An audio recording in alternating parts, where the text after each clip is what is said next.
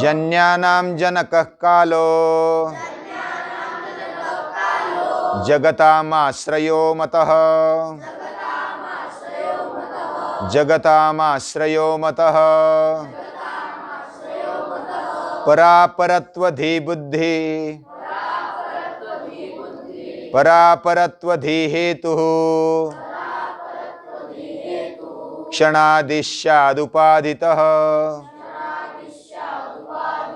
क्षणादिश्यादुपाधितः।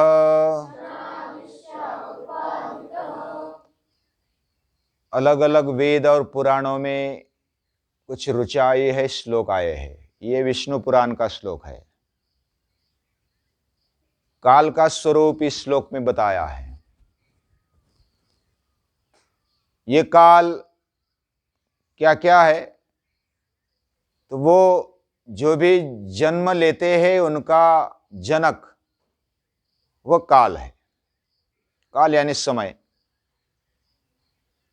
और जगत का आश्रय ये भी काल ही माना जाता है। जगतामाश्रयो मतः। और परापरत्वधि हेतु, पर अपरत्व और धी इसका हेतु वो भी काल है। पर यानी श्रेष्ठ और अपरत्व यानी फिर दूसरा, उसके विरुद्ध कनिष्ठ। पर यानी दूसरा और अपर यानी दूसरा नहीं, ऐसा। या तो पर वैराग्य और अपर वैराग्य में भी हमने देखा, अपर वैराग्य यानी भौतिक बातें और पर वैराग्य यानी अभौतिक अलौकिक ऐसी बातें, श्रेष्ठ बातें, वो पर है। और अपरत्व ये दोनों काल के ही अधीन है। धीहि यानी बुद्धि भी काल के अधीन है, उसका हेतु काल ही है।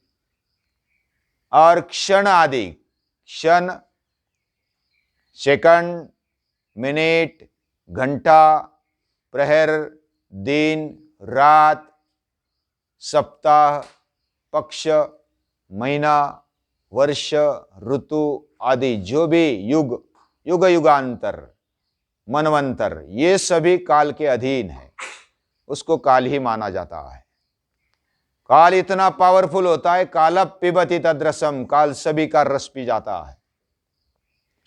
और भगवान का रूप भी काल ही माना जाता है।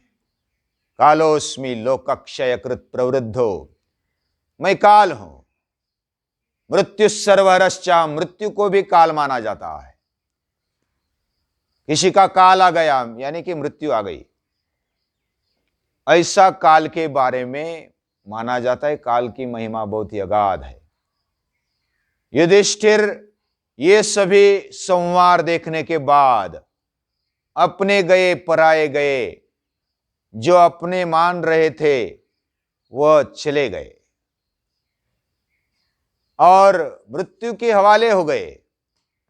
इस दुनिया में, संसार में क्या सच्चा है, क्या शाश्वत है, पूरी आंखें खुल गई युधिष्ठिर की, ऐसा वो बताते हैं। और मुझे अभी मुनि बनना है, सन्यासी बनना है, मुझे जीवन का परम हेतु ही पाना है, बाकी कुछ नहीं चाहिए। राज्य नहीं चाहिए, सम्राट पद नहीं चाहिए, तीनों लोगों का भी राज्य नहीं चाहिए, ऐसी विरक्ति आ जाती है। और युधिष्ठिर को अर्जुन, भीमसेन, नकुल, सहदेव आदि बहुत सारा समझाते कि इतना युद्ध किया, पहले ही अगर ऐसा बोल दिया होता तो हम इतनी मेहनत नहीं करते कि अपने अपनों को मार डाला, और ये कर्तव्य बनकर ही सही हमें आपने राज्य का ग्रहण करना चाहिए। लेकिन युधिष्ठिर तस्य मस न हुए।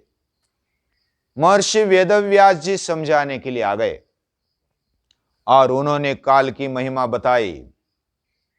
और युधिष्ठिर का अर्जुन के प्रति पुनः पुनः शोक करते हुए कि तेरा अभिमन्यु चला गया, वो अपना भी और अपने पुत्र द्रौपदी के पुत्र चले गए, मैं द्रौपदी को और बाकी कुटुंबियों को भी सुख न दे सका।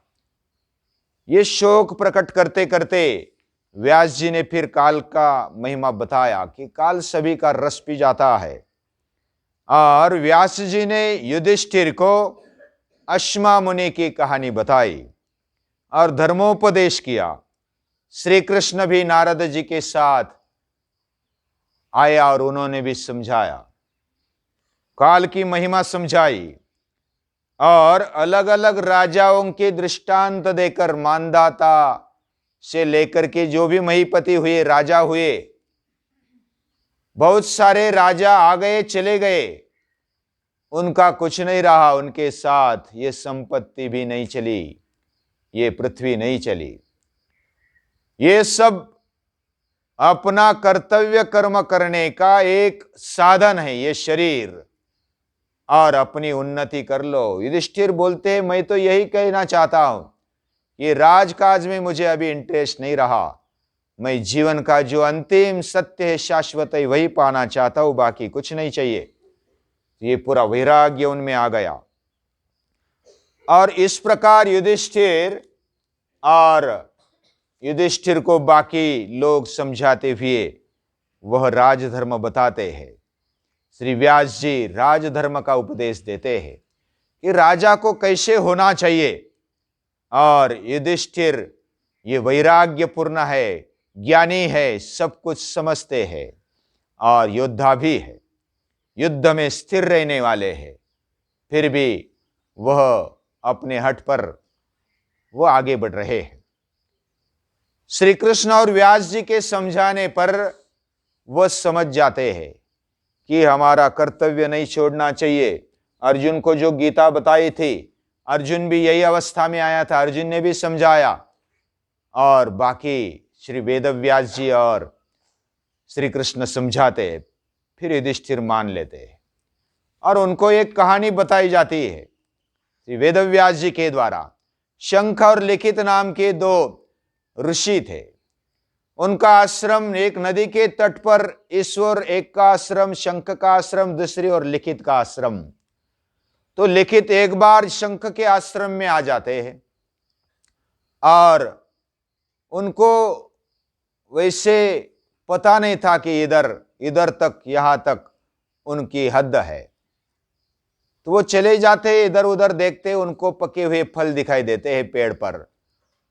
उनको भूख लगी, हाथ से तोड़ लिया और खाने लगे। उस समय शंख आ गए। शंख बड़े थे और लिखित छोटे थे। शंख ने कहा कि ये फल आपने कहां से ले लिए? बोला कि इस वृक्ष से ले लिए, पके हुए फल है, मुझे भूख लगी, मैंने खा लिया और खा रहा हूं। बोला कि ये मेरे आश्रम के है और मेरे आश्रम के होने के कारण पूछना चाहिए, बाकी खाने के लिए कोई मनाही नहीं है, पूछना चाहिए। हमें भी किसी की वस्तु अगर लेनी है तो पूछना चाहिए। हमारे में एक दूसरे में विश्वास रहता है। खाने की वस्तु हो या पीने की वस्तु हो, या तो कोई कपड़े हो या कोई हथियार वस्तु हो, तो जो भी लेना है पूछ के लेना है। तो ये वस्तु का भी गौरव है और जो भी व्यक्ति उसका स्वामी है, स्वामी तो वैसे भगवान ही होते सभी वस्तु का, लेकिन फिर भी जिसके हक में है, जिसके अधिकार में, उसको पूछ लेना चाहिए कि मैं लूं क्या, मेरे लिए आवश्यक है, तो ये पूछ कर लेना चाहिए। तो ऐसा शंख बोले कि मुझे पूछ कर लेना चाहिए था, लेकिन ठीक है, तुझे भूख लगी है तो खा ले, लेकिन तुझे इसकी शिक्षा लेनी चाहिए, क्योंकि ये आदत पड़ जाती है, बिना पूछ के कोई भी वस्तु उठा लेते हैं। तो लिखित ने फिर वो राजा के पास जाते हैं। राजा के पास जाकर उसके पहले भी लिखित बोलता है कि इसकी क्या सजा हो सकती है। तो उसने पढ़ा था कि चोरी करने पर हाथ काट दिए जाते हैं।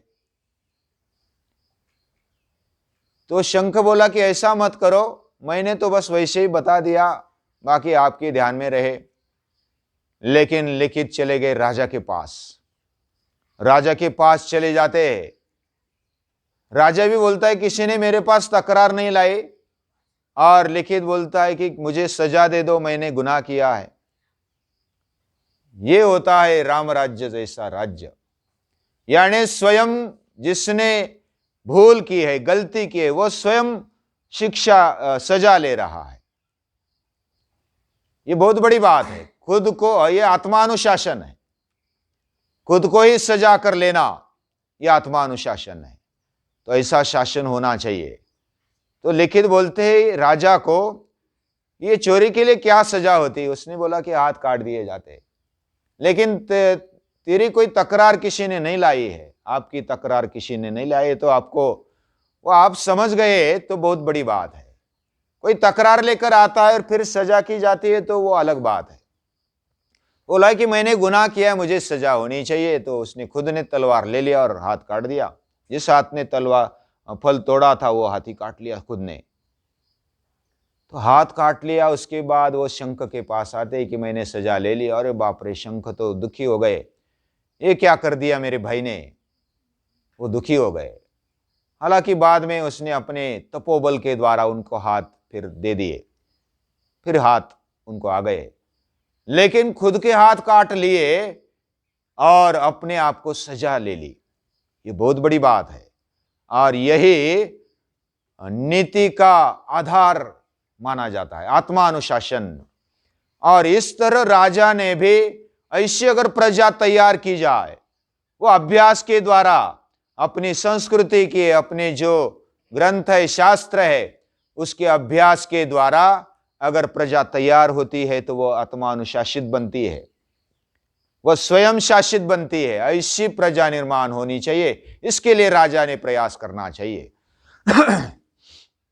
तो ये बात को समझाते हुए फिर श्री वेदव्यास जी, श्री कृष्ण जी, नारद जी युधिष्ठिर को समझाते हैं और युधिष्ठिर फिर मान लेते हैं।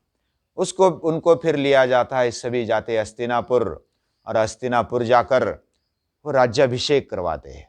युधिष्ठिर राजा बन जाता है। फिर भी अभी जो श्राद्ध करना बाकी था वो श्राद्ध कर लेते हैं। जो भी अपने संबंधी, पुत्र जैसे, पिता जैसे, काका जैसे, मामा जैसे और मामा जो भी संबंधी थे, वह संबंधी सभी का श्राद्ध किया जाता है। और श्राद्ध के साथ जलांजलि दी जाती है। सभी को, कर्ण को भी जलांजलि देते। उस समय तो और दुखी हो जाते युधिष्ठिर। और इस प्रकार ये सब होने के बाद श्री कृष्ण और श्री वेदव्यास जी बोलते हैं कि पितामह भीष्म अभी तक जिंदा है और वो हमारी राह देख रहे हैं कि राजा बने, ये कुरु राज्य, कुरु गद्दी सुरक्षित हो जाए तब मैं प्राण छोड़ूंगा। और ऐसा उनका एक दिया हुआ वचन था शंतनु राजा को कि ये जो हस्तिनापुर की गद्दी है वो सुरक्षित रहे, वो अच्छे विचारों से चले, और इसके लिए मैं कटिबद्ध होऊंगा और आपकी छवि मैं जो सिंहासन पर बैठा है उसमें देखूंगा। तभी युधिष्ठिर बैठे हैं तो पितामह का आशीर्वाद लेने के लिए जाना चाहिए, ऐसे श्री वेदव्यास जी बताते हैं और श्री कृष्ण भी बताते हैं। और सभी ने युधिष्ठिर का सत्कार किया। राजा बनने के बाद युधिष्ठिर ने भी बहुत ही दान धर्म किया। जो भी जरूरतमंद है उनको वो जो भी चाहिए वो दे देते थे। और युधिष्ठिर ने भगवान श्री कृष्ण की आज्ञा से वो भीष्म जी के पास जाने का विचार करते हैं। भीष्म पितामह के पास जाकर वो क्या संवाद करते, बहुत ही अच्छा संवाद है। राजधर्म क्या है, व्यक्ति धर्म क्या है, समष्टि धर्म क्या है, और वो श्री कृष्ण की क्या महिमा गाते, स्तुति करते हैं। और जीवन का परम लक्ष्य क्या है, क्या होना चाहिए। जैसे गीता में सारांश आया है, वैसे भीष्म जी के उपदेश में भी पूरी जीवन का सारांश आया है। वो क्या है वो हम शॉर्टकट में देखेंगे, लेकिन आगे देखेंगे। आज के लिए इतना ही। नमस्कार।